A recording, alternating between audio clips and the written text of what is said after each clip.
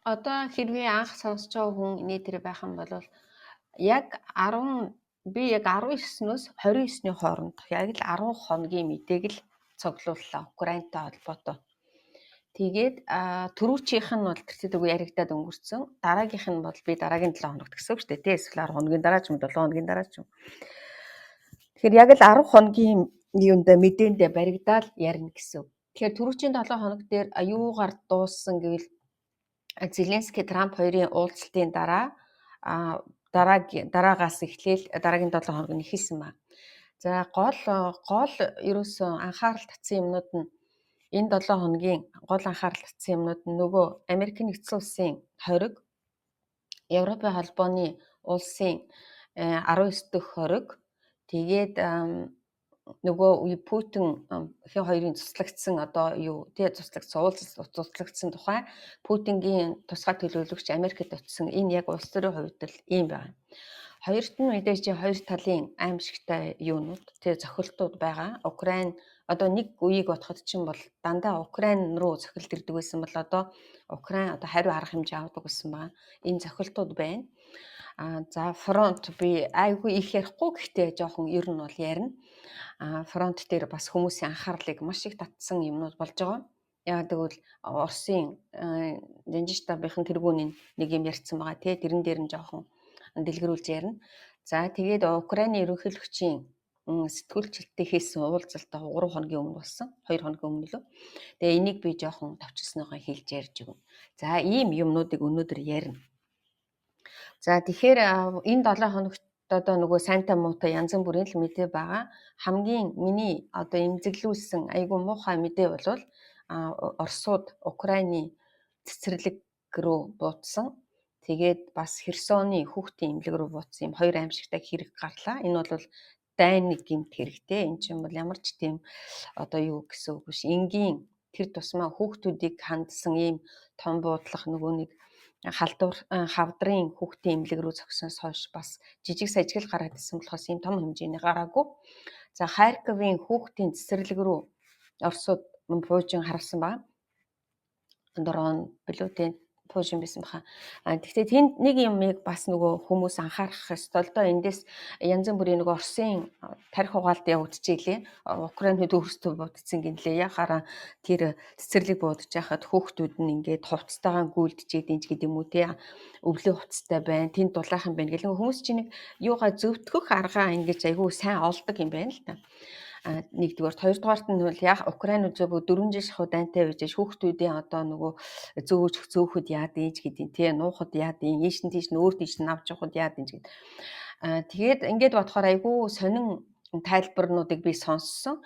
Гэхдээ хамгийн гол нь Украины одоо бараг бүх хотууд дайны одоо бөмбөгдөлтийн пуужингийн дроны одоо өртөлтөнд өртсөн байгаа гэсэн. Тэгэхээр нэгсэндээ Украинчууд ч одоо гэртээ байгаа шүү дээ тий.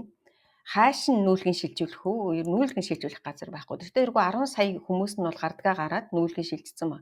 Бусад хүмүүс нүүлгэн шилжүүлэх нэгдүгürt ямар ч боломж байхгүй. Хоёрдугаарт Украинд чинь ажиллаа хийж байгаа хүмүүс зөндөө байгаа. Ялангуяа багш нар, эмч нар гэл ингээл цагдаагийнхан, цэрэг армийнхан тэгээ чухал одоо нөгөө аврахынхан гэл тэдний гэр бүл чинь Украинд амьдарч байгаа. Эцэг эхтэйгээ хөгшин эцэг эхтэйгээ хаяад явах боломжгүй хүмүүс амьдарч байгаа. Үнэхээр нутаг орондоо хайртай хүмүүс одоо сэтгүүлт, журналист ингээл ерөөсө бүхэл байх ёстой хүмүүс нь амьдарч байгаа. Тэдний хүүхдүүд чинь тэнтэй байна үстэй. Хайшин зөөх үлээ. Хайшин зөөх боломжгүй нэгт. Хоёрт нь гэвэл ер нь Украины цэцэрлэг сургуулиуд энэ 4 жилийн турш дандаа хорогдох байрнууд хийцэн баг. За тэгээ сая энэ цэцэрлэг дээр юу харагдсан гэвэл ерөөсө дохио дугуурлаа бүх цэцэрлэгийн багш нар хүүхдүүдээ хорогдох байрлалгаа доош нь авч явдаг. Тэгээд доошгоо орохдоо дандаа хүүтэн тийм чин зойрол гэсэн үг шүү дээ хүүтэн. Хүүхдүүд хуцаа өмсөөд тэгээд яг тэр юу дуурахад дохиол дуурахад цэцэрлэгийн тэр Харьков хот дохиол дуурахад цэцэрлэгийн багш нар нь хүүхдүүдээ аваад зойр руу оронгууд дараа нь тэр цэцэрлэгийн дээр нь буудалт болсон байна. Тийм учраас нэг өсөндөө одоо нуранган доотлол дээр хорогдох байранда хүүхдүүд 48 хүүхэд тэгээ багш нартайгаа байсан. Тэгээд аврахынхан ирээд тэр нөгөө доод газраас нөгөө хорогдох газраас хүүхдүүдийг зөөж байгаа. Үнэхээр шимширмэр тийм бичлэг гарсан. За ийм муухай аимшигтай юм болсон. За энэ 7 хоногт энэ 10 хоногт одоо Украины юунууд хийн байгууламж цахилгаан станцууд нэлээх өртсөн байна. За энэ дээр энэний дараа чи одоо бас их дэлхийн нийтэд нэлээх одоо эмзэг төрүүлсэн жийж болохын тий одоо нөгөө нэг Трампын хоёр чинь Путин хоёрын чинь тохиролцоо нь юуны Донбассын Трамп чинь бол юу яхахтаа хэлэхдээ ерөөсөө л энэ байгаа фронтынхоо шугамар галаа зогсоогоод эвлэрэхээр шийдсэн. Тэгээ бид хоёр Будапештэд дуулцахаар боллоо гэж зарласан шүү дээ тий. Тэгээд дараа нь гів гинтхэн Трамп чинь би ерөөсөө уулзалтаа хойшлуулсан. Яагаад гэвэл би Будапештэд дуулцахгүй одоо ерөнхийдөө 20 арга хэмжээ авах тэр тий ингээд би 20 арга хэмжээ авах одоо мэдрэмж төрсөн учраас 20 арга хэмжээ авлаа гэсэн ба. Тэгээд Америкийн нэгдсэн улс Орос нефть Лукойлын эсрэг одоо 20 арга хэмжээ аваад Оросыг нийгмийн даруй галаан зогсоохыг одоо уриалсан ба. Тэгээд Украин дахь дайныг зогсоох жинхэнэ цоошин хилцээг эхлүүлэхийг уриалсан. За ингээд хин Трамп ч Путинтэй хийх нөгөө Будапештэд хийх байсан уулзалтаа цуцалсан. Тэгээ ер нь бол бид хоёрын уулзалт бол ерөнхийдөө буруу байсныг би одоо ойлгосон. Тэгээ гэвч одоо ирээдүйдээ би уулзах болно. Тэгээд Оросын эсрэг 20 арга хэмжээг одоо авах цаг нь ирсэн байна. Тэгээ би их одоо удаан хүлээсэн гэсэн ийм мэдээлэл Трамп хийсэн. За Трампын ширээн дээр 3 20 арга хэмжээний гайгүй дунд зэрэг их хатуу гэсэн ийм 3 одоо хувилбар байснаас Трамп би одоо 3 дахь дундлын хэлбэрийг сонгож авсан гэж байна. Тэр нь бол одоо энэ нефтийн том одоо компаниудад нь 20 арга хэмжээ авсан. За энэ нутагтаа зэрэг энэ Орос нефть Лукойл хоёртой холбоотой олон тооны одоо охин компаниудад бас хамааралтай. Тэгээд одоо ерөөсөн тэднийг эзэмшдэг 50 ба түүнээс дээш хувьтай бүх аж ахуйн нэгжүүд автоматар одоо хаагдана. 20 арга хэмжээ зөрчсөн тохиолдолд иргэний болон эрүүгийн хариуцлага хүлээлгэх боломжтой. Тэгээ 20 арга хэмжээ авсан байгууллагуудтай бизнес эрхэлдэг гадаадын банкуд хоёр дахь шийтгэл хүлээх одоо боломжтой гэсэн ийм 20 арга хэмжээ авсан. За энэний яг урд оройн нь Европын холбооны улсын 19 дахь багц хориг батлагдсан байна. Тэгэхээр Европын холбооны 19 дахь одоо энэ 20 арга хэмжээний багцыг 3 орн хориглоод байгаад байсан шүү дээ тий. Словак, за эхлээд Австри бас нэг хориг тавиад исэн. Тэгээд дараа нь Словак, Унгар хоёр хориг тавьсан байсан. Тэгээд нэг зогтсон юм шиг байна л. Тэгээд энэ 19 дахь арга хэмжээг урд оройн аваад маргааш нь Трамп тэр 20 арга хэмжээ авсан байна. За энэ 19 дахь 20 арга хэмжээнд дээр Оросын банкуд, криптовалютын биржүүд, энэтхэг хятадтай байгууллагууд одоо бүгд багтсан. За тэгээд Европын холбоог одоо докторгүйжүүлэх орлогыг одоо эсэргүүцхийн тулд ийм Оросын дипломатуудын хөдөлгөөнийг Европын холбооны улсад дотор одоо хязгаарласан байна. За тэгээд Оросын шингэрүүлсэн хийг Европын холбоонд нийлүүлэхийг хориглох арга хэмжээ авсан 26 оноос хэрэгжих юм байна. За Оросын иргэдэд зориулсан бүх валютын үйлчилгээ одоо бүх биржүүдийн хаасан байгаа. Тэгээд дипломатчдын зорчих эрхийг хязгаарласан. Сүүдрийн флот гэгддэг 117 хөлөг онгоцыг хоригт оруулсан байна. За нийтдээ Оросууд ч ер нь бол дэлхийд даяар 2400 ийм хөлөг онгоцыг хэрэглэдэг юм биш үү сүүдрийн одоо тийм нууцаар тэгэхээр бол үнэхээр хязгааргүй аимшигтэй юм билээ. Энэний түрүүнд Англи 51 хөлөг онгоцонд хориг тавьсан. Сая Европын холбоо 117. За тэгээд Казахстан болон Беларусын банкуд Хятадын нефтийн компанитай холбоотой 4 компанид хориг тавьсан байгаа. Тэгээ Украинаас хулгайлагдсан хүүхдүүдтэй холбоотой Оросын албан тушаалтуудад нэмж хориг тавьсан. За ингээд 20 дахь багцыг одоо дараагийн 20 дахь багцыг 25 хоног дуустал хилцэд дуусгаад 26 оноос 20 арга хэмжээ авах ийм одоо яриа болсон байна. За энд бас нэг юм гарч ирсэн. Европын холбооны улс, Оросын холбооны улсын 140 тэрбум еврогийн битүүмжилсэн хөрөнгийг Украинд одоо туслах зорилгоор ашиглах шийдвэрийг батлах байснаа баталгүй 12 сар хүртэл хойшлуулсан байна. За энэ ямар учиртай гэвэл Бельгийн энэ дээр одоо төр зүр татгалцсан байгаа. Яагаад гэвэл ерөөсөө энэ Оросын битүүмжлэгдсэн хөрөнгөний чинь 70% нь гинүү Бельгийн одоо банкнд хадгалагдаж байд юм байна.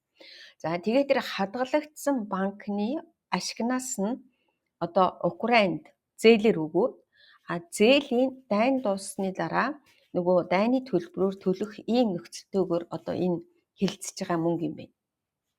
За тэгвэл бэлэг яагаад юу яасан гэвэл төр татгалцсан гэвэл ийм учиртай юм байна. Энд чинь нөгөө нэг бэлэг буюу Европын холбооны улсын хуулиар орлогоноос нь татвар авд юм байна тий. Тэгэхээр чинь эн чинь одоо маш хэмжээний хөрөнгөнөөс орж байгаа орлогоноос бэлэг буюу одоо Европын холбоо ч гэдэг мэдгүй орлого авдیں۔ Гинэ орлогын татвар авдیں۔ Гинэ.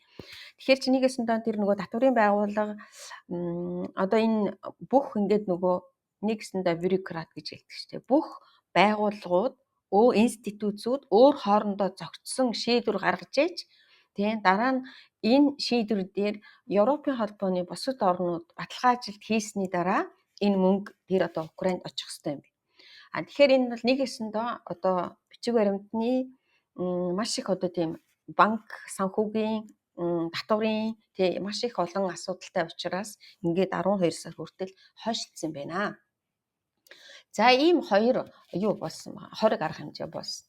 За энэний дараа 20 арга хэмжээний дараа тэр нөгөө нэг Трампын Путиний илж төлөөлөгч, тусгай төлөөлөгч Кирилл Димитров Америкийн нэгдсэн улс руу маш яралтай ниссэн. За энэ чинь нөгөө нэг Оросын холбооны улсын дээд удирдлагууд чинь бүгдөө хоригтой байд юм байна. Америк руу одоо нисэх боломжгүй байд юм байна. Энэ Кирилл Димитров яагаад нисээ явчих вэ гэвэл Аляскт болсон Путин Трамп хоёрын уулзалтын дараа энэ хүний одоо нөгөө уулзалт болоход тийм нөгөө тусгай хууль гаргаад, тусгай журам гаргаад энэ хүний одоо хоргийг авцсан байсан юм. Тэгээд эргээд нөгөө хоригоо тавиагүй байсан юм байна л та. Тэгээд яваад очиж. За Кирилл Димитров гэдэг хүнийг бид нэр түрүүнд нь би ярьжсэн тийм эн чинь нөгөө Путиний тусгай төлөөлөгч нэртэй боловч Путингийн эхнэр нь Путиний охинтой их сургуулийн найзууд тийм тэгээд нэгэсэндээ бизнес эрхэлдэг хүн. За тэгээд нөгөө Трампын тусгай төлөөлөгч, Оросыг хариуцсан тусгай төлөөлөгч Витков чинь бизнесийн хүн. Тэгэхээр энэ Путин, Кирилл Димитров, Витков эдгээр бол ерөнхийдөө одоо бизнесийн хувьд одоо холбоотой гэж үздэг юм байна. Тэгэхээр энэ хүн бол ерөөсөө цэвэр энэ дандаа нөгөө нэг юу тавьдаг гэх нь дандаа нөгөө бизнесийн санал тавьдаг ийм хүн юм байна. За гэвч энэ удаадаа ерөөсөө ямар ч нөгөө өөрийнх нь хийсэн мэдээллүүдийн яг Оросууд өөрсдөө шүүмжилж илээ л дээ. Трампын 20 арга хэмжээ бол одоо Оросын эдийн засагт ерөөсөө нөлөөлөхгүй, Путин ч өөрөө хэлсэн шүү нөлөөлөхгүй гээд тий нөлөөлөхгүй. Тэгээд тэрэнд нь одоо нөгөө Трамп ч өөрөө хариу өгсөн байна. 6 сарын дараа харцгаая гэд. За тэгээд нөлөөлөхгүй. Тэгээд юу яасан баа? Нөгөө нэг Аляск, Чукотки хооронд барих гүүрний төсөл мөсөлч гэнэ юуны дандаа л тийм бизнесийн асуудалтай ирсэн. Тэгээд тэрийг ерөнхийдөө Америкийн нэгдсэн улс яг албан ёсоор одоо хүлээж аваагүй гэж үзэж байгаа юм байна. Яагаад гэвэл тэр Кирилл Димитровын айлчлал бол үр дүн өгөөгүй. За яагаад хэлж гэнэ үгүй Америкийн санхүүгийн яам сайд гэдэг юм хин гэдэг тийм Бэсент чинь болохоор энэтхэг Оросын нефтийг худалдан авахаа бүрэн зогсоож хятадын ихэнх газрын тос боловсрол үйлдвэрүүд нийлүүлэлтийн зогсоож байна. Тэдний эдийн засагт одоо энэ 20 арга хэмжээ бол том өвдөлт үзүүлнэ. Оросын эдийн засгийн зогсонгүй байдалд орж зөвхөн цэргийн эдийн засаг ажиллаж байна. Инфляц 20%-аас давж байгаа. Тэгээ шинэ хориг нь Кремлийн одоо цэргийн ажиллагааг санхүүжүүлдэг орлогод ноцтой нөлөөлнө. Тэгээд бид нар энэ одоо 20 арга хэмжээгээр Путин хилцээний ширээнд суулгахаар шахалт үзүүлж байна. За энэ Кирилл Димитров гэдэг хүн бол зүгээр л одоо Америкийн нэгдсэн улсын 20 арга хэмжээний үр нөлөөг гуйвуулж тарих угаах гэж ирсэн байна гэд хэлсэн ба. Тэгээд энэ дээр тэр нөгөө шинжилгээ хийдэг хүмүүс бол ерөнхийдөө 20 арга хэмжээний дараа одоо Оросын холбооны улсаас Америкт очисон дэд хэмжээний одоо хүн гэх юм уу да тий Путингийн тусгай төлөөлөгчийг одоо хүлээж авсангүй. Энэ одоо айлчлал ямар ч үр дүнгүй боллоо гэж мэдэгдсэн байна. За энэ чинь Путингийн зурдаг шоколадтай ирсэн телевизэд ярилцлага өгөөдөөсөн шүү дээ. Тэгээ тэр читэл телевизийн ярилцлагад орж явахад нь тэр нөгөө сэтгүүлч нь та нар яагаад ингэж нөгөө Украины тий хүүхдийн цэцэрлэг, эмнэлэг ингээд ямар хүүхдүүдийн холбоотой энгийн байгууламж руу буудаад ийн гэсэн чинь манайх ерөөсөн тэгэж энгийн байгууламж руу буудаагүй гэд хэлсэн тэр. Тэгсэн чинь тэр нөгөө сэтгүүлч нь та яагаад улаан цай худлаа яриад байгаа юм тий? Би дөнгөж саяхан Украинаас ирсэн. Би ерөөсөө дайн эхэлснээс хойш байнга Украинд очиж ирж байгаа. Би өөрийнхөө хоёр нүдээр харсан байхад та яагаад худлаа хэлж байгаа юм гээд хариулж байгаа сонсогдчихэв. Тэгэхээр одоод энэ хүний одоо энэ хоргийг одоо зөөлрүүлэх гэсэн үү эсвэл ямар нэгэн хилцээ хийх гэсэн үү те энэ нь амжилтгүй боллоо гэж үзэж байгаа юм байна. За энэ талаар ийм. За тэгээд мэдээж хэрэг энэний дараа хин чин Путин чинь одоо айлгсан тий яг дахиад одоо дараагийн эхлээд ийм юм амжилтгүй болонгоо дараагийнх нь цэргийн хувцастай гарч ирээ тий Буревестник гэж цөмийн өшөөтэй дэлхийд байхгүй пуужинтай болсон гэж гарч ирсэн. За тэгээд Трамп ч ерөөсөө дорно дахиад ийм зүйл ярихгүй байхыг зөвлөё. Манай дэлхийн хамгийн шилдэг цөмийн шүмбогч онгоц танаа эргийн ойролцоо хөвж яваа шүү. Тиймээс бид одоо 8 милийн зайд 8,000 милийн зайд нисэх шаардлагагүй гэдгийг та бүхэн өөрсдөө мэдж байгаа. Даршрамд хэлэхэд Путин ийм зүйл яриа зогсож байх нь зохимжгүй гэж би бодож байна. Ганцхан 7 хоног дуусгах дайныг 4 жил үргэлжлүүлж байгаагаа дуусгах тухай бодвол зүгээрсэн. Янз бүрийн пуужин туршид суухаар гэж хариулсан ба. За тэгэхээр энэ дээрээс би юу гэж тайлбар хийх гээд байна вэ? Ерөнхийдөө энэ хориг анах хэмжээ бол ингээд нүүрэн дээрээ биднэрт нөлөөлөхгүй бид нар бол ерөөсөө энэ хориг арга хэмжээнд дасан зөгчөд амьдарч байна. Манай эдийн засаг ямар ч одоо юу яахгүй тий эдийн засаг явдгаараа явж гэн гэд ингээд байгаад байгаа нь гэж тайлбарлаад байгаа бол ч үнэн чанартаа энэ 6 сарын гэхэн дараа гэхэд баг битгий одоо баг ингээд айгаад очиж уулзах гээд ингээд янз бүрийн юм гарч ирээд одоо нэг дотроо ингээд шуугаан гарч ирээд байна гэдэг чинь энэ бол нөлөөлөх хэмжээний одоо хориг арга хэмжээ боллоо гэж үзэж байгаа юм байна. За ингээд Трамп чинь өнөөдөр маргааш өдөр чинь маргааш шийдэ уулзсан. Гэхдээ яг шийдэ уулзах тал дээр бол Украинууд тийм их актер одоо хүлээлт байхгүй гинэ. Энд бол тийм их актер том үр дүн гарахгүй байхаа гэж үзэж байгаа. За ингээд улс төрийн хувьд бол ийм.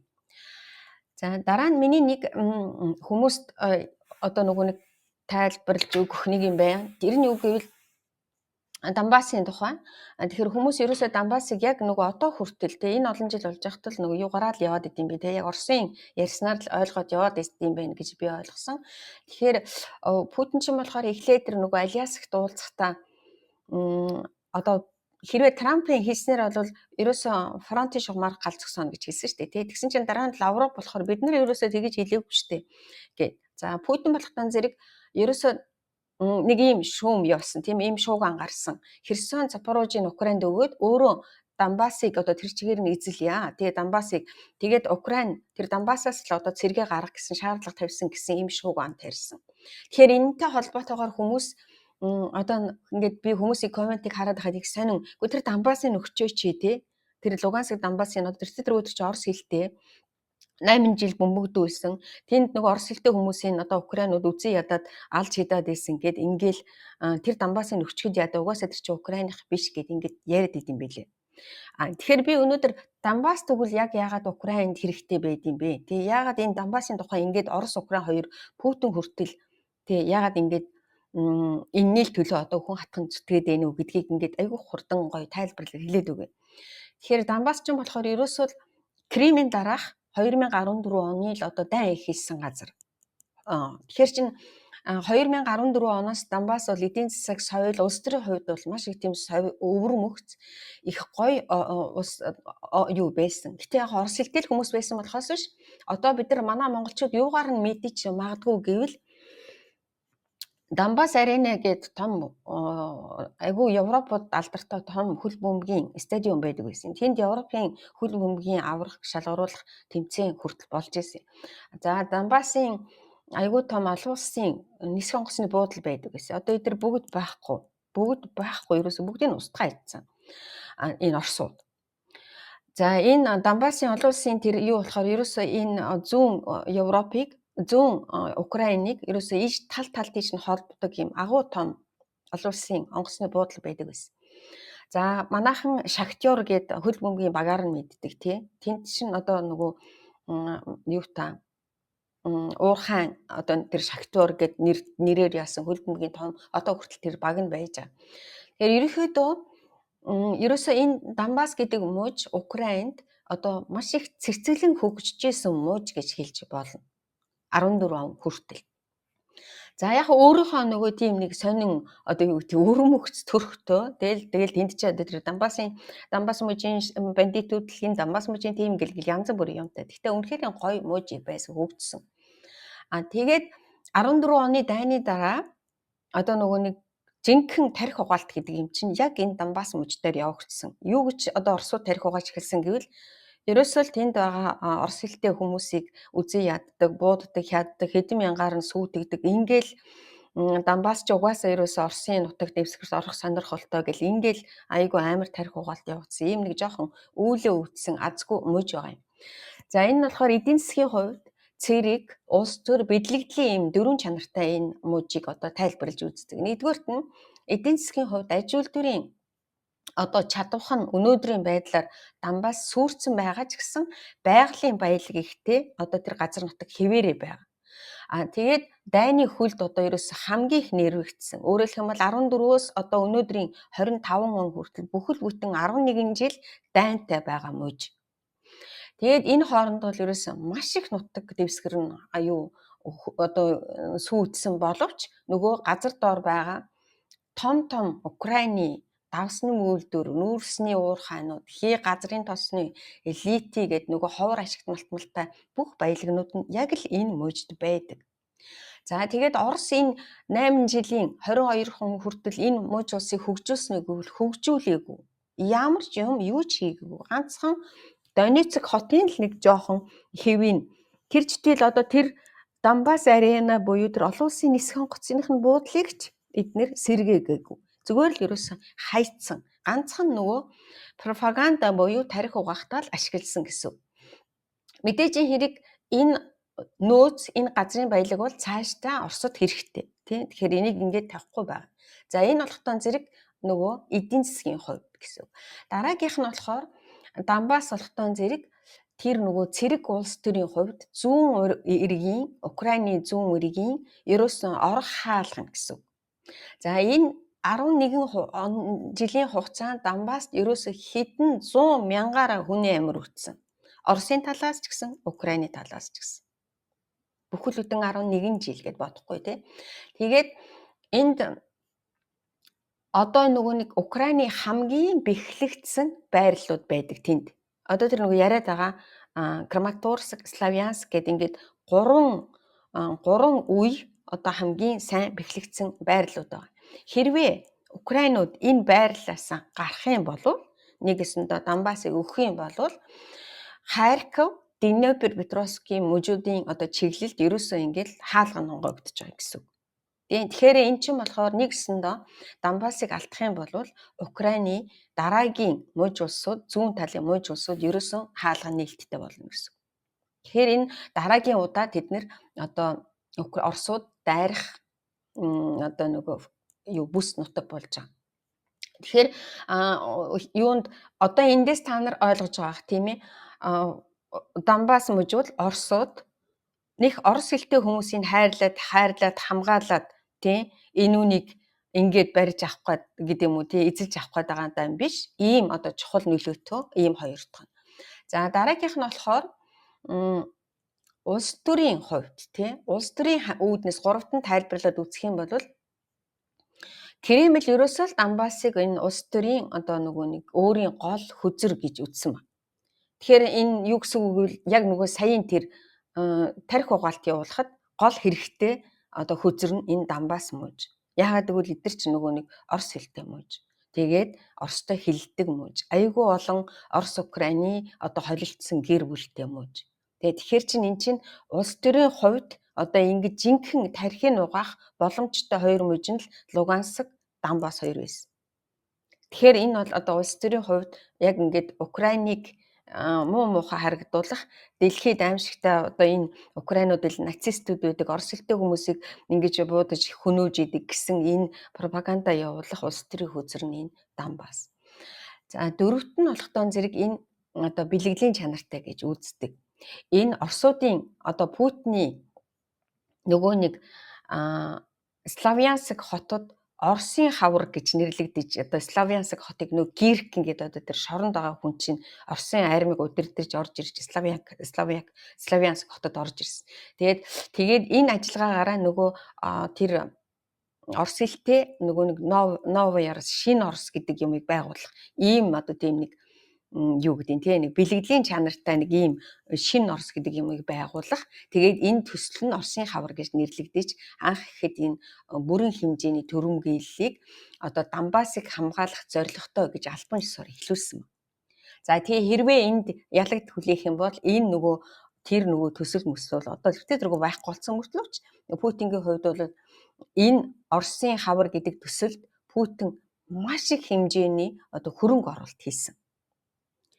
Тэгээд маш их хэмжээний өөрийн болон гадаадын цэргүүд энгийн иргэдийн амийг авсан. Зүгээр л цусаар бутсан ийм муухай болгож хайсан энэ одоо азгүй ийм муухай мууж байгаа даа. Тэгэхээр энэ мужийг Оросууд ерөөсөө алдахгүйгээр дандаа одоо ингээд нөгөө нэг гэрээ хэлэлцээнд ашиглаж байдаг. За тийм учраас эндээс одоо яг энэ миний дөрвөн юм дээр та нар сонсчоод тэгэхээр чин зүгээр л энийгээ өгчих гэх мууж бол биш. Ямар ч байлаа гэсэн ямар ч улс оронд өөрийнхөө ямар нэгэн мужийг ямар нэгэн одоо газрыг май гэдэг өгнө гэж хизээч байхгүй. Тэр тусмаа энэ Донбасс бол ийм онцлогтой газар байгамаа. За тэгээд мэдээж хэрэг Украинууд бол Украины ерөнхийлөгч нь тэр одоо байгаа дайнаараа галаа зогсоож болно. Гэхдээ би Украины газар нутгийг хизээч өгөхгүй гэсэн ийм ярилцлага хийсэн юм. За дараагийнх нь Украины ерөнхийлөгчийн одоо өөрийнх нь юунд сэтгүүлчд өгсөн ярилцлага. За би энэ дээрээс айгүй хурдан юм нөгөө жижигхэн юу гин ингээд хэлээд өгөө тий. Одоо хамгийн чухал байх гэсэн юмнуудыг. За тэгэхээр энэ дээр бол би шууд юугээр ингээд жижигхнээр ингээд хэлээд өгөө. За энэ болохоор нэгтэн фронтын шугамын дагуул галз зогсооход бид нар бэлэн байна. Тэгээд одоо улсынхаа аль хэсгээс одоо тасалж өгөхгүй гэсэн энэ нэгнийх. Тэгээд Украин F-16 Gripen Rafale-с зэрэг 250 хүртэлх шинэ онгоц одоо хүлээж авахар төлөвлөж байна. Тэгээ энэ онгоцууд нь нөгөө нэг юуны Шведийн онгоц тэр нөгөө юунуудыг бас дотор нь оруулсан байл шүү. Францын онгоцнууд. Тэгэхээр энэ 250 хүртэлх одоо онгоцыг шинээр худалдаж авнаа. 26 оноос баг ихнийх нь эхэлж орж ирнэ. Худалдаж авч байгаа онгоцны орж ирнэ гэж хэлсэн байна. Тэгэхээр нэгдүгээр одоо сөнөөгч онгоцнууд бол засвар үйлчлэгээ хийхэд хамгийн хямд. Тэгээд нөгөө нэг одоо энэ Украины зэвсэг төвчөнд одоо ашигладаг бүх одоо зэвсгүүдийг буудах чадвартай ийм одоо онгоцнууд байгаа. Тэгээд энэ онгоцнууд дээр ингэж түрүүнд нь ягаа би нэг ярьжсэн чинь Шведийн онгоцыг авах гэхээр одоо нүүн нисгэгч нар бэлэн биш байсан. Францын онгоцыг авахтаа зэрэг Франц хэл дээр одоо бас айгүй удаан хугацаанд бэлтгэх байсан. Гэхдээ ерөнхийдөө энэ мэдээнүүдийг уншиж байхад одоо ерөнхийдөө нисгэгч буюу тэр нөгөө газар дээр ажиллах техникийн ажилтнууд нь бараг бэлэн болж байгаа юм шиг байлээ. Тийм учраас энэ онгоцнуудын тухай яригдсан ба.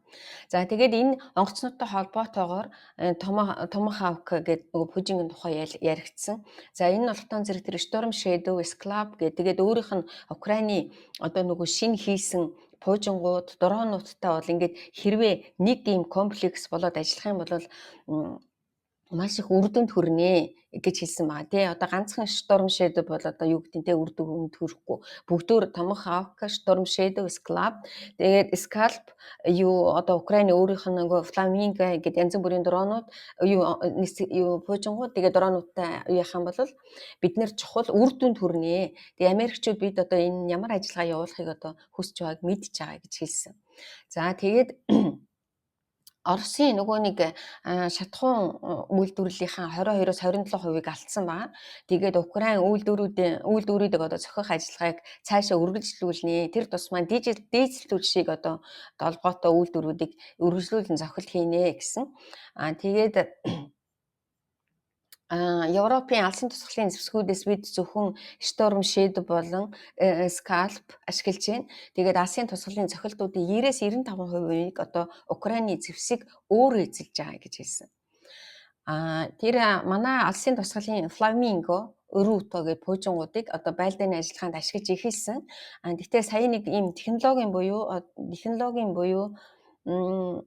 нөгөө санхүүжилт орж ирэхгүйгээс төлөвлөгөө жоохон одоо хоцорч явж исэн бол энэ 10 сарын одоо байдлаар 11 сараас эхлээд бид нар ерөөсөн 100% үйлдвэрлэх одоо боломжтой болсон гэж хэлсэн байна.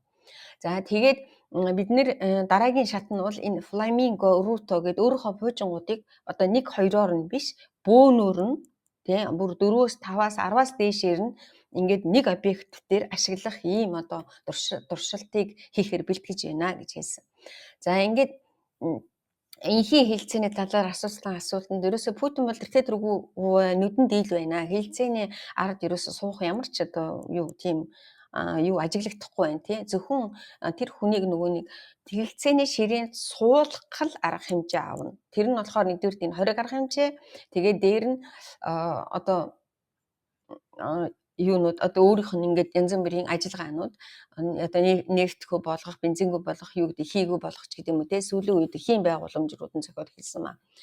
Тэгээ хэрвээ гурван талтай уулзалт болох юм бол одоо Украинд эерэг дөрөн авчирна гэх юм бол дайныг зогсооход улс төхөн болно гэж хэлэх юм бол би Орос, Белорусаас өөр ямар ч оронд очиход бэлэн байна гэж хэлсэн ба. За ингээд дипломат харилцаанд бол хэрвээ би одоо маш их анхаарал хандуулнаа. Хэрвээ хэлцээний ширээнд суунагвал би бэлэн байна. Гэхдээ ямар ч хэлцээний ширээнд суухад бид өөрийнхөө улсын одоо газар нутгаас асалж өгөхгүй гэдэг л нөхцөлтэй уулзнаа гэж хэлсэн ба. За ингээд Орост одоо нөгөө нэг дарамт үзүүлэхдээ энэ Трампын авсан арга хэмжээ 20 арга хэмжээнд одоо баярлсан талархаас нь илэрхийлсэн байгаа. Тэгээд дараагийнх нь Конгресс нэмэлт одоо 20 арга хэмжээ авч магадгүй гэж хэлсэн. Тэгээд тэр нь ер нь бас яригадаад байгаа шүү дээ. Энэ нь бол эхнийх нь тий. Хоёр дахь нь бол одоо бэлтгэгдээд байж байна гэд. За тэгээд энэ түншүүдийн одоо тооцоосноор ерөнхийлөгч Трампын тавьсан хязгаарлалт нь Оросын орлогыг сар бүр ойролцоогоор 5 тэрбум доллараар бууруулж газрын тосны экспортын 56-аас 57% нөлөөж болцсошгүй гэж хэлсэн. За ингээд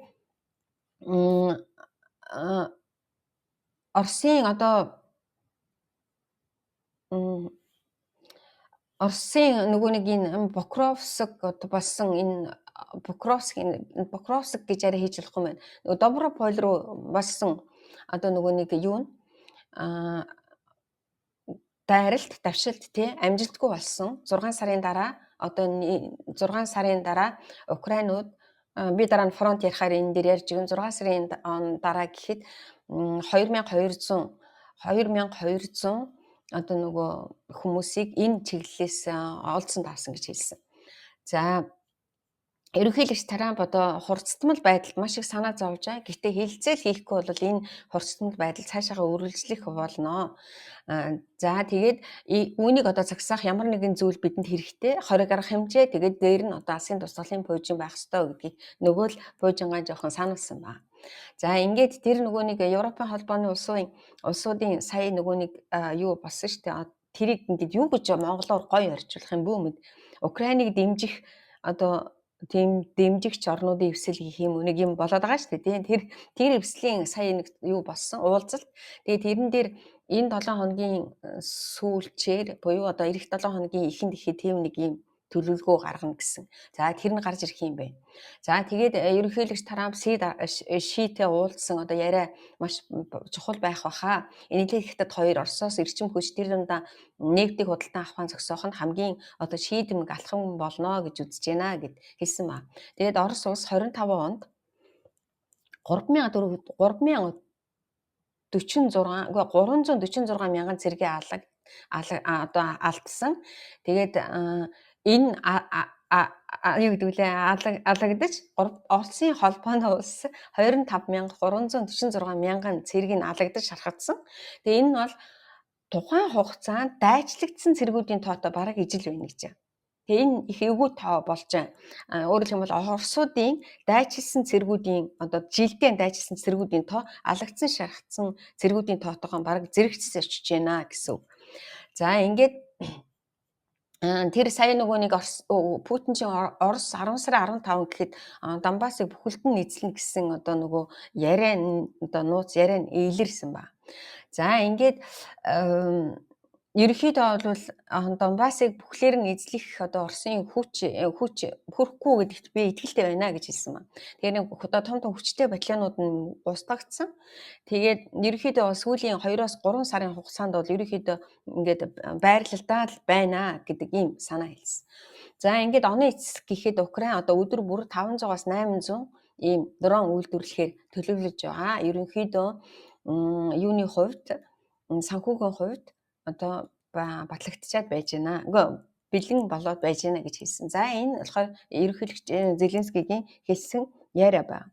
За энэ 10 хоногийн хугацаанд миний тооцоосноор 17 стратегийн объект буюу нефть боловсруулах үйлдвэрт Украинууд зохилт хийсэн. 10 хоногт л 17 одоо ийм зохилт хийсэн ба. За мэдээж хамгийн их актер юу нь бол Новокубишевскийн нефть боловсруулах үйлдвэр, Оренбургийн хий боловсруулах үйлдвэр тий хамгийн томоос нь энэ хоёр үйлдвэр даа. Тэгээд одоо Самарт энэ зохилт хийсэн байгаа.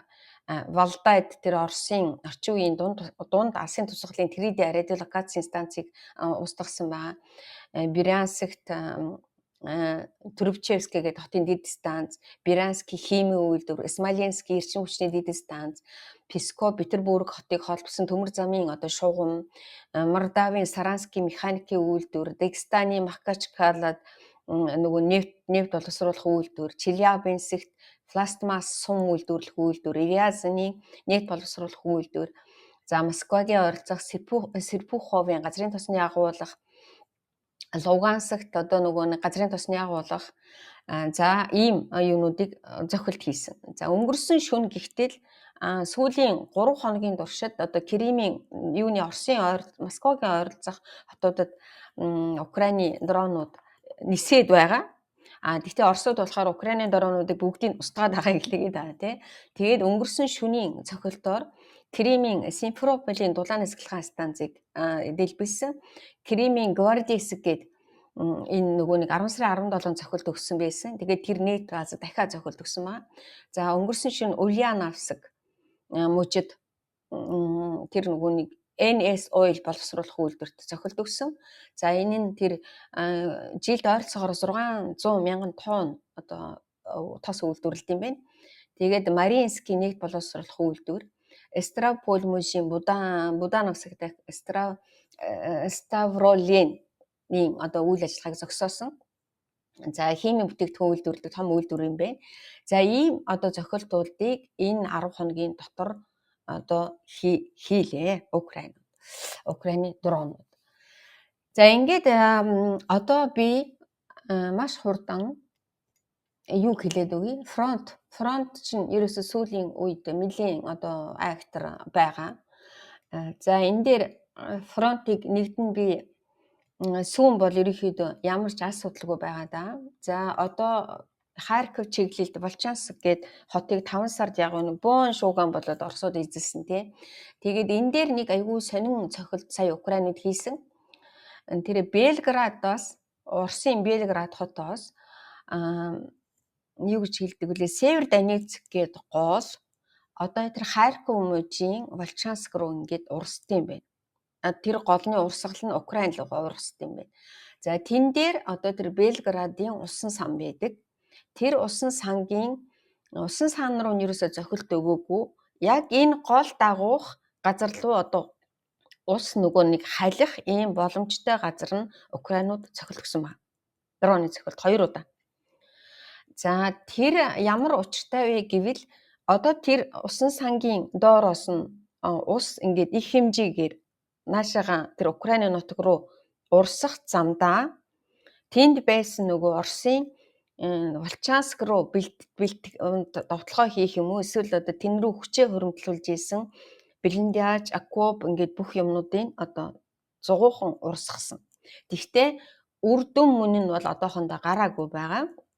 Ямар ч байсан юу гэж үзэж гэнэ үү гэвэл одоо нөгөө хамгийн фронтын хэцүү байгаа Покровск руу Оросууд нөгөө хамаг хүчээ тавьчаад нөгөө саатуулах юу байдаг байрлал байд юм бэ. Нэг нь Херсон чиглэлд, нэг нь энэ Харьковын Волчонск чиглэл рүү Оросууд одоо нөгөө нэгсэндээ сатааруулах гэдэг юм уу тий, Украины хүчийг одоо хуваах ийм давталгаа хийх бэлтгэл хийгдэжсэн юм байна. Тэрний нэг нь одоо саяын тэр улсан сан дагсан юу цэргийн ангиуд байсан. За тэгээд ямар ч байсан нэг 10 хоног юу яах юм бэ? Энэ нөгөө ингээд их хэмжээний ус урсаж орж ирж байгаа болохоор 10 хоног ямар ч байсан Оросуудын тэр Харьков чиглэл рүү орж ирэх одоо нөгөө нэг боломжийг зогсоож байгаа юм байна. За цаашаа усны түвшин нэмэгдэхгүй юу? Тэ цаг агаарын байдал ямар байх нь гэдгээс шалтгаалаад цаашаа энэ нь одоо нэг гэсэндээ дарамт үзүүлэх, Покровск чиглэл дарамт үзүүлэх нэг чиглэлийн ч гэсэн одоо төр зогсоосон байна.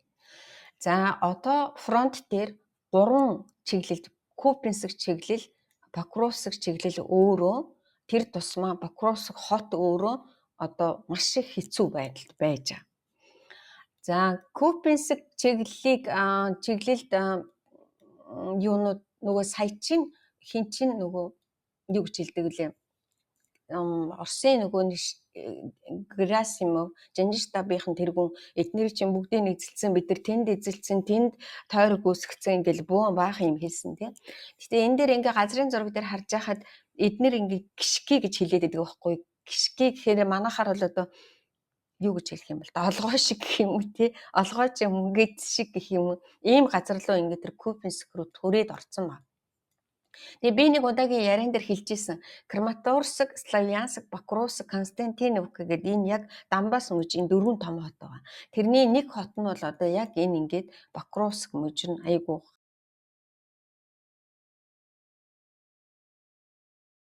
одоо өнөөдрийн байдлаар маш аюултай байдалд орчод байж байна. Гэхдээ Украины тэр нөгөө Добропольск гэж чиглэл рүү сая хэдэн сарын өмнө 6 сарын шахав болох нь тий. Оросууд чинь яг одоо тийм нөгөө гიშки үүсгээд ороод ирсэн байсан.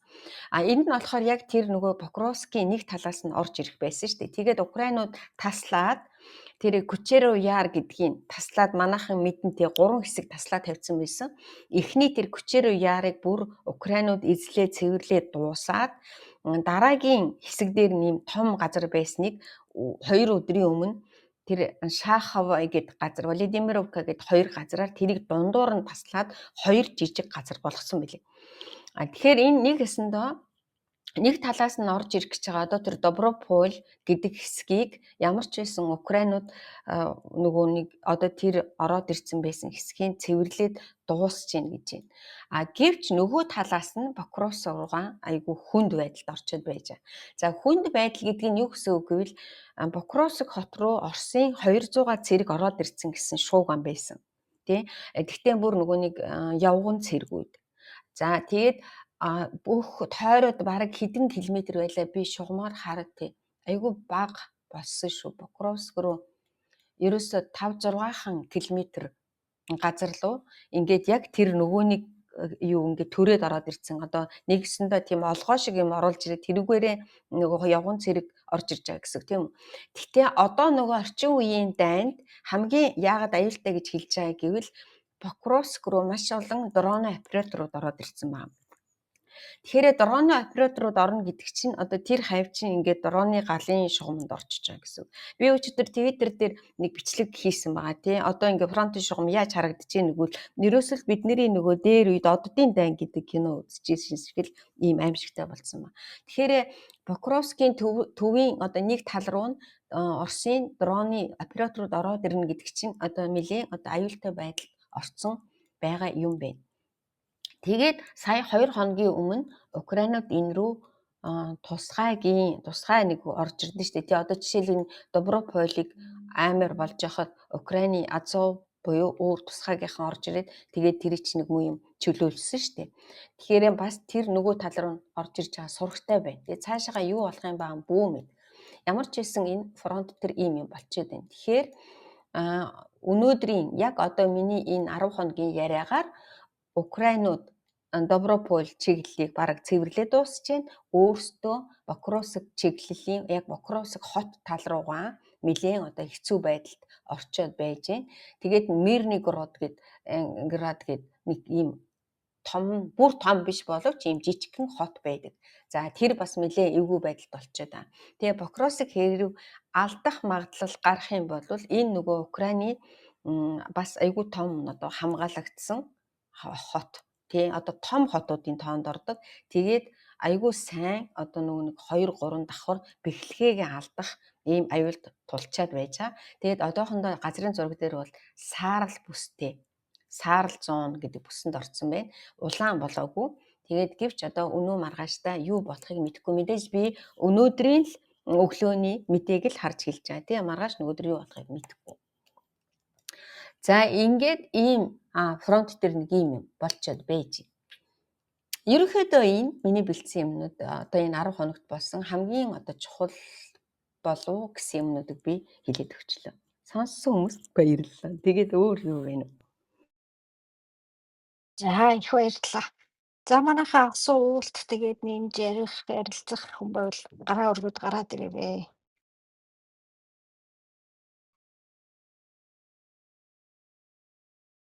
7 хоног болгоны 3 дахь өдөр 2 дахь өдөр баг 2 жил шахуу Украины тухай ярьж байгаа шүү. Анх удаа сонсож байгаа хүмүүс. Нэг л 7 хоногт нэг л удаа. Тий, Монголынхаа тухай яриач гэдэг ах шиг байна. Бусад цагт бид нар зөндөө ярьж байгаа. Тий. Украины асуудал энэ тий бид нар тогтмодын ярьдаг учраас энэ цаг дээр орж ирсэн хүн асуугаад ах шиг. Би тэр нөгөө яагаад ингэж бүр цаг бараад юунуудыг яриад байнгүй л одоо ямар Украинууд Оросын ямар байгууламжид цохилт өгсөн бэ гэд яриад байнгүй гэвэл одоо та нар ингээ харьцуулаад би Оросууд Украинууд Оросын ямар байгууламжуудад цохилт өгж гэнэ гэхээр энэ цэвэр стратеги тий. За Оросууд ямар байгууламжуудад цохилт өгж гэнэ гэвэл Харьковын хүүхдийн цэцэрлэг, Херсоны хүүхдийн эмнэлэг, тэрний их сурвалж, тэрний одоо юу гэдгийг те нөгөө нэг цахилгаан станц, тэрний төмөр замын одоо богоон лууч гэдэг юм уу? Дандаа энгийн одоо барилга байгууламж руу цохилт хийж байгаа. Ерөөсөө чаддаг юм нь л тэр. Тэ одоо ерөөсөө сүүлийн үед цогч байгаа юм дандаа цахилгаан станц тэг яагаад гэвэл одоо нөгөө үйл болох гэж байгаа. Тэгээ бүр аргаан бараад энэ Украинууд чинь тал талын цугтаагаад буугаад өгнө гэж бодоод байгаа шиг байгаа юм. 4 жил эднэр чи одоо ингээ гүрийж штэ тий одоо юу гээл бууж өгөх дээ нэгдүгээр. Хоёрдугаар ерөөсөө Оросуудын зогсон цохилтыг харахад л дандаа энгийн байгууламж. Тэгэл амь өргөтцсөн хүмүүс нь гудамжинд нь дандаа л одоо зүгээр л энгийн хүмүүс. Дэлгүүр ороод явж байгаа ч гэдэм юм. Тэгээ эмнэлэг твэгдэж байгаа хүн ч гэдэм юм. Эсвэл орон сууцны байрлал одоо гэр бүлээр нь л одоо нэг орон сууцны барилга руу буудаал гэр бүлээр нь сүйтгэдэг. Украин энэ 4 жил шахуу болж байхад тийм үйлдэл хийгээгүй. Би одоо 2 жил гарын ярьж байна тий. Дандаа л одоо яг л нөгөө юугаараа дайныхаа хуулиар явж байгаа. Тэгээ би албаар ингэж хэлж өгöd байдаг шүү.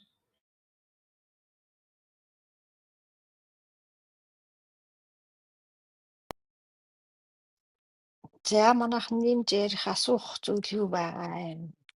Тэр цэцэрдэг эднэрт одоо хүүхд эмдэж байргүй юу болов? Тэр айхтар юм болж тийм ээ. Цэцэрлэгт хүүхдүүд гэртээгүй юу амь өргөдөөгүй ягаад гэвэл тэр хорогдох байранд орсон байсан болохоор нэг ганц нэг юм шалбархаа шарах тэгтээ та нар нөгөө бичлэгийг харсан бах тий би өхгүй гэл уйлаад гүгээд нөгөө юу аврагч нар ингээд тэврээд гүхээр би өхгүй үсттэй гэл тэгсэн мөртлөө надад нэг юм ажигласан тийм жоохон хүүхдүүд мөртлөө одоо аврахынханд л ерөөсө дяку юу баярлалаа танд баярлалаа ингээл ерөөсө ингээл одоо тэр надад би бүр ингээд бараг өвөөлөх шахсан тий өөрөө ийм аюулд орцсон байж ижил аврахынханд эмч нарт баярлалаа гэж гүгээд ам нэг өрөвдмөр тий тэгээд тэдний ч нөгөө нэг тэр юунаас нурцсан барилганы доод талын хорогдох байрнаас бүгдийг гаргаж ирсэн ба. За Украинч бас нэлээд олон тийм газар доорх сургууль, газар доорх цэцэрлэгүүд тэгээд эмнэлгийн нөгөө нэг одоо чухал юуны хагалгааны юунууд бүгд одоо газар доор орсон шүү дээ. Ороод одоо бараг хэдэн 2 жил гарсан болж байна. Ер нь бол бас хорогдох байрнууд Украинд айгүй сайн болсон байгаа гэсэн үг. Тэгтэл одоо орон сууц нь бол амжихгүй шүү дээ. Ялангуяа олон давхар орон сууцнуудад бол ерөөс амжидгүй юм байлээ. Тий одоо баллистик бол ерөөсөө яагаад ч хүн амжихгүй. Тий тэгээд амир өргөдчихөж байгаа. Зүгээр арай жоохон жижиг ийм юунууд үйлчлэгээний байгууллагын төр бол бас ч гэж одоо нэг үеийг бодвол автобусны буудлын бол ерөөсөө бүгдөө тийм хамгаалттай байгаад байгаа. Тийм учраас хүн амын одоо амь өргөдөх одоо тоон харьцангуй одоо байгаа гэсэн үг. Тэр одоо энэ Трамп, Ши Жинпин хоёр уулзахыг айгүй тийм чухалчилж хүлээж байгаа гэж байгаа шүү дээ, тий. Тэгээ энэ яг ямар учир байна? Тэгээ энэ үнэхээр Оросын энэ одоо армийн цаана Хятадын тусалцаа маш өндөр байгаа. Тэгээд энийг Украин одоо уг нь яг олон улс төр тамиар байдаг. Гэхдээ бас яг ингээд бас болохгүй юм улс төрийн нөхцөл байдлыг тэр байгаад идэх юм болов. Энэ Орос Хятад хоёрын яг энэ холбоо оролцооны өмнө хэр байгаа юм гэдэг талаар эдгээр сонирхоод байна уу? Яг ямар юун дээр поинтлж байгаа бол гэдэг асуулт байна. Би өглөө уншсан чинь яг юу яахгүй л хэлээ. Ямар ч гэсэн нөгөө нэг их тийм айхтар хүлээлт бол байхгүй. Тэгээ яг тэгвэл Хятад улс чи өөрөө одоо олон улсын талбар дээр нөгөө нэг хамгийн нөлөөлж болох орн нь Путинд нөлөөлж болох орн нь бол одоо Хятад гэж үзэж байгаа. Тэгэхээр чи энэ нөгөө өөрсдийнх нь хоорондын одоо юу н худалдаа нь тэгээ Орос Хятадын хооронд бол ерөөсөн маш их нөгөө объем нь одоо юу н аюул том гэсэн үг тий. Тэгээд бүр ирэхгүй урд гэж байгаа. Тэгээд гол нь нөгөө нэг Оросоос эдгэр чинь нөгөө юунууд юу гэдэг Орос юу хоёр өөр хоорондынх нь худалдааны одоо объем багтаамж юу гэдэг тэр нь бол мангар өндөр байгаа. Тийм болохоор ерөөсөө тэр тийм их амар одоо шийдэгдэх юм бол биш. Нэгдүгээр нөгөө талаас Трамп чи өөрөө бас нөгөө Хятадд тийм их сайн ханддаггүй тийм манай одоо гол байсан гэд зарлцсан нөхөр байгаа. Тэгэхээр чин Хятадууд чи өөрсдөө Оросоос одоо түүх хийдэг хамгийн их авдаг юм байна шүү дээ. Тийм болохоор мэдээж хэрэг энийг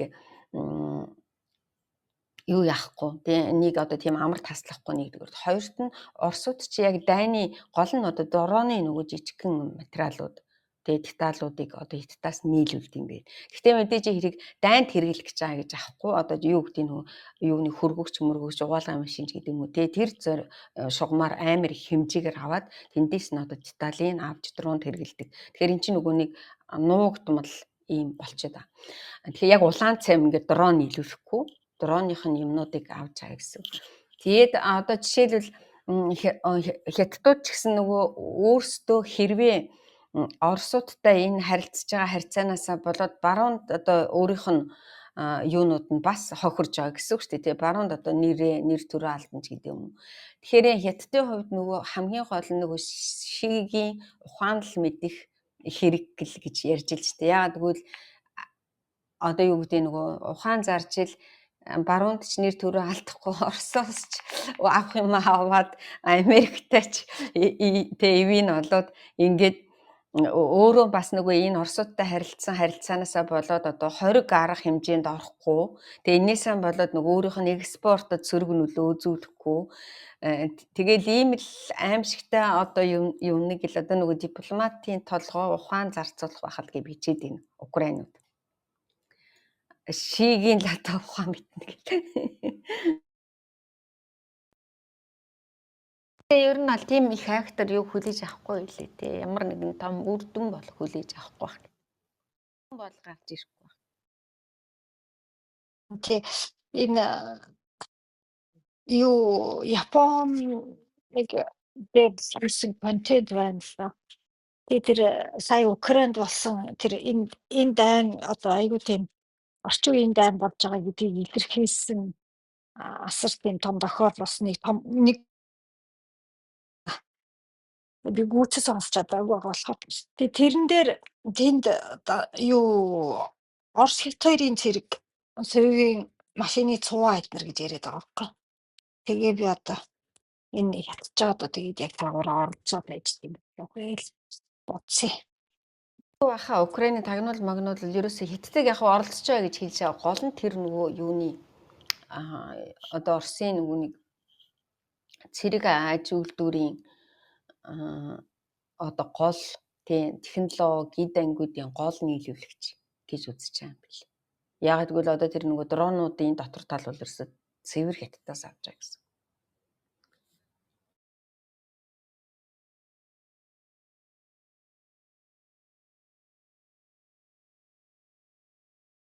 Оростой болохоор Оросын эрчим хүчний гол худалдаа авагч. Тэгээд Оросд болохоор цэрэг аж үйлдвэрийн цогцлборын технологи, эд ангиудын гол нийлүүлэгч. Тэгэхээр ч бас эвгүй байгаа зү тий. Тэр Казахстаны хил дээр Орос руу чинь одоо нөгөө тэр цахилгаан бараа энэ тэр хамаг юмнууд чинь зогсооцсон. Тэгээд тэрийг Казахстан өөрөө энэ төр зуурын асуудал биш ер нь энэ дээр хатуу энэ хориг тавина гэж ч гэсэн. Тэгээ цааталт нь Оросын нөгөө бараа хүлээж авдаг бааз нь нэлийн хоосорцсон ийм сурвалжлага үзүүлсэн л дээ манай энэ ч. Тэгээ энэ Казахстаны шийдвэр нэлийн тууштай тийм шийдвэр явчихв. Энэ талаар чимээ байна уу наагаарч? Байхгүй тэр нөгөө нэг ярьж ирсэн шүү дээ тий. Юу нуугдмал одоо дроны деталуудыг оруулахаас сэргийлж нөгөө маш их өндөр хяналтаар гаргаж байгаа гэдэг. Тэгэл ярьж ил. Тэгээд тэр чинь нөгөө нэг бас айгүй анх эхлээл нөгөө нэг дөнгөж дан ихээсний дараа нэг одоо айлуудын байранд орвол тэд нар чинь юунуудын угаалгай машинуудын зөөгөөд идэг байсан шүү дээ энэ Оросууд. Тэгэл яг зарим нь ч яг нөгөө гэрлэгөө явууллаа л тэгээд ихэнх нь юу руу Беларусь руу угаалгай машин энэ зөөгөөд идэг байсан байхгүй. Одоо Украин чи ер нь Европын угаалгай машин тий Европын хамаг юмнууд хэрэгэлдэг штэ бас. Тэгээд тухайн үедээ би бас мэдэхгүй байсан байхгүй энэ угаалгай машинаар яад юм болов гэдэг. Тэгсэн чинь бас одоо нөгөө тундаас нь энэ одоо ийм цахилгаан гэр ахуйн цахилгаан техник нийс чинь л одоо дронд хэрэгэлдэг юмнуудыг авд юм биш. Тэгэхээр Хятадууд бол ерөөсөө энэгээрэл амар дайныг дэмжиж байна гэсэн үг л. Дотор нууж чи уулж байгаа юм бид мэдгүй. Тэр чи явлаалаа яалж байгаа. Тэгээд тэр юу Трамп ч нөгөө юу гэж хэлсэн штэ. Моди одоо энтхэг Оросоос галбарын тос авахгүй гэсэн би итгэж байгаа гэд хэлсэн штэ. Тэгээ энэ мэдээ хэр баттаа болж тэгээд яг энтхэг талаас юм гарвуу үнэн болж гарсан байхад сая би нэг мэдээ уншиж явсан чинь энэтхэг чинь сая нэг нь Катар нэг нь хаанах байлаа хоёр оронтой анх удаага нефт авах гэрээ хилцээний ажиллагаа явуулж гин гэвчсэн мөлий. Тэгэхээр энэтхэг бас ямар ч байсан арабуудад эхэлцэл юм биш үү? Зөв. За тэгээд ямар ч байсан энэ Хятад өндөр санкц яриад энийг одоо буулгах тал дээр бас Хятадыг бас энэ Оростой харилцах ажил Оросоос авах нефт газрын тасны асуудал дээр Трамп бас тий ярих юм уу яах юм. Энийг бас энэ уулзалт юмар бас одоо сонирхох юм да тийм ээ.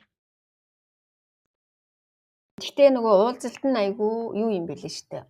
Богино цагтай. Тийм их олон юм ярилцах одоо хугацаа байхгүй. Яг гэвэл наа чи нөгөө өмнө Солонгост л ингээд айгүй бага хугацаанд ерөнхийдөө уулзал тий тэгээд яах юм шиг. Тэгтээ яг нөгөө төрүүлээд нөгөө сайд мэдүүд хүмүүс нь төрүүлж ороод бас янзаар өөрчилсөн тохиоргоо юм явж л байгаа бах. Тэр Оросд бензин тасарч байгаатай холбоотой энэ манай улсад бас бензин тасарч байгаа шүү дээ. Тэгтээ өчигдөр би манай энэ Оросд нэг хүний ярьсныг одоо Монголтай л хамаатай болоо явцсан л да Монголын тухай ярьж илээ л дээ. Оросд ч одоо нөгөө бензин тасалдаж байгаа гэдэг нь бол тэр ойлгомжтой болцсон тий. Тэгээд нөгөө нэг Оросуудын одоо Путиний нэг их сонин зам байд юм байна л да. Одоо символический гэдэг тэр хүн. Ер нь бол ингээд тийм нэр төрөө хайрлах ямар нэгэн одоо тиймэрхүү юмд айгүй дуртай тий. Тэгээд сая ингэж хэлсэн л байлээ л дээ. Оросуудаас бензин авдаг одоо жишээлбэл Монгол гэхэд тий бараг 100% хамааралтай. Монгол гэхэд одоо бензин сая 1-2 өдөр тасарлаа. Тэгээд эргээд нийлүүлэлт явж байна. Яагаад гэвэл Оросын хувьд олон улсын одоо тавцанд тий бензингүй гэдэг нэр төрөө алдах нь бол одоо маш их тийм том нэр төрийн цохилт болно.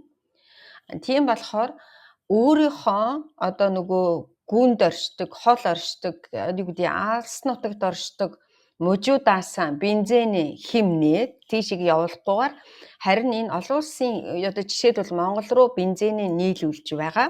Ягаад гэвэл хэрвээ Оросоос бензин авдаг орнууд бензингүй болоод дэлхийн нийтээр шуугаад ирэх юм бол одоо имиж нэр төр нь айгүй багасна.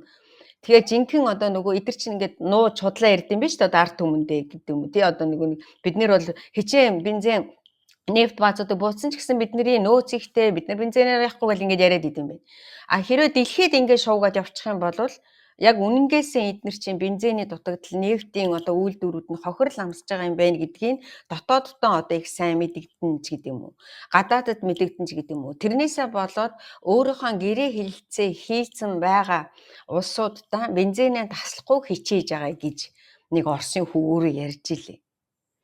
Гэтээ би бол тэрийг яг нөгөө нэг албан ёсын гэтээ бол тэр хүн чинь айгүй сайн хүн штэ Михаил Крутихен гэдэг баха. Тийм тэр айгүй мундаг хүн тэгж ярьж илээ. Тэгэхээр манайх бол яг энэ тэр гэрээ хэлэлцээнийхаа үүргийг одоо олон улсын хэмжээнд биелүүлэх гэдэг юунаас нь одоогоор бол бензин тасалдахгүй байх боломжтой гэж ойлгосон. Гэхдээ мэдээж энэ чинь удаан хугацаанд одоо өнөөдөр гэтэл тэр Ульяновскийн нефть боловсруулах үйлдвэр чинь бас айгүй томд орд юм биш үү? Тэгээ тэрийг бас одоо өнөөдөр бүр айгүй олон 1 2 3 дороо нэрэд идэг байсан бол одоо ч юм бол ерөөсөө ингэж массаараа ирдэг болсон байна. Тэгэхээр тийм яриа гарсан. Тэгээд бас өнөөдөр нэр ингэжээс нэг юм хэлжсэн шүү. Трамп шийтээ уулзаад одоо жишээлбэл шийтээ уулзчаад ши одоо жишээлбэл Трампд ингээд хүлээн зөвшөөрөөд тий Оросыг одоо дэмжихгүй маргааш одоо юу гэдэг тий ер нь бол өөрийнхөө одоо барууны орнуудтай бие сөргөлдөхгүй тэгээд одоо гинтхэн одоо байр суурийн өөрчлөлт эхэлэх юм бол өөрөө одоо эвгүй нэр хүндэд нь сөргөөр нөлөөлөх магадaltaй гэж үзчихсэн нэр их сонир. Одоо нэг гэсэндээ яг энэ дээрээ штэ ингэж л энэ бол хувь хүний тайлбар болохоор би зөвхөн та нарт хувь хүний тайлбарыг хэлээд өгөө. Тэр хувь хүний буюу одоо нөгөө нэг аналитикийн группийн хүмүүс тэгжсэн. Яг тэгвэл өөрөө эн чинь дэлхийд одоо нэр хүндтэй тий одоо хятад чинь бол айгүй том гүрэн. Тэгээд нэг юуны Америкийн ерөнхийлөгчтэй уулзчаад гів гинтхэн одоо хятадын байр суурийг тий ингээд өөрчилчих юм бол нэг гэсэндээ Америкт бууж өгж байгаа юм шиг одоо ийм хандлага байж магадгүй. Тэгээд тэрнээсээ болоод тий одоо жишээлбэл одоо нэр төрөө дотроо энэ дарангуйлагч хүмүүс ч гэдэг юм уу ийм хүмүүс чи ер нь нөгөө дотроо нэр хүндээ алдахаас маш их айд юм байна тий. Тийм болохоор олон улсын одоо жишээлбэл ингээд Америкт бууж өгж байгаа юм шиг Трампын өмнө одоо ингээд хүлээн зөвшөөрж байгаа юм шиг байдал үзүүлэхгүй байх болов гэд тэгд өгнж ил шүү дээ. Тэгэд одоо уулзсныхаа дараа л харцгаая. Тийм тэр ойлгомжтой одоо зүгээр юу нөгөө нэг хятад яг өөрийнхөө нөгөө олон улсдах байр суурийг хэсэхийн тулд бид нар олон улсын хууль дүрмийг баримтлана гэдэг үг л аюу сүүлийн үед хэлж байгаа л та. Тэгээ тэрийг яаж гаргаж ирэх юм үгүй юм уу? Тэр мөрөл олон улсын хууль дүрмээ баримтлах өдөр харж л бай та. Олон улсын хууль дүрмээ баримтлана гэвэл одоо Оросыг ч гэсэн шүүмжлэх хэрэгтэй болно. Өөрсдөө ч гэсэн Тайван руу явахгүй болно гэдэг тийм юм болсон спот тийм нэ. Зөв. За манайхаа өөр асуулт юу байна? Яриа юу байна манайхаа? Ерөнхийдөө эхлээд 1 цаг шахуу болж байгаа юм байна. Ингэсгээд нэг их явахгүй л энэ 10 хоногийн л мэдээ болохтой зү тий 10 хоногт л юу болоод өнгөрсөн болохоор тэгээд одоо энэ юу яах юм бэлээ? Энэ 7 хоногийн сүүлээр дахиад нөгөө Европын лидерүүдийн тэрэг нэг юм гарч юу ч юм мэдэхгүй нэг юм гарч ирэх юм гэсэн. 4-р өдөр энэ ши Трамп хоёрын уулзалт болох юм гэсэн. За тэгээд дараа нь тэрний дараагийн 7 хоногт одоо ямар юмнууд тэгээ улс төрийн хувьд ямар юмнууд болох юм ба. Нөгөө тэр Будапешт уулзах уулзалт бол ерөнхийдөө цуслагдсан шүү тий. Оросд болохоор өөрөөсөө бид нэр хойшлуулсан гэлээ. Хойшлуулаагүй хин чин Трамп ч өөрөө шууд би яасан гэж хэлсэн. Цуцсан гэж хэлсэн ба. Өөрөө яг ингэж хэлсэн. Гэрээ хэлэлцээ хийгээд үрдэн хүрнэ гэсэн тохиолдолд би Путинтэй уулзсан гэж хэлсэн.